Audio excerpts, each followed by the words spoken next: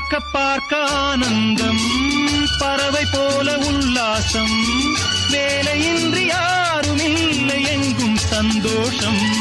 வெறும் பேச்சு வெட்டி கூட்டம் ஏதுமில்லை இந்த ஊரில். கள்ளம் கபடம் வஞ்சகமின்றி கண்ணியமாக ஒற்றுமை உணர்வுடன் வாழும் சிங்கப்பூர். அக்கரை சீமை அழகினிலே மனமாட கண்டேனே, புதுமையிலே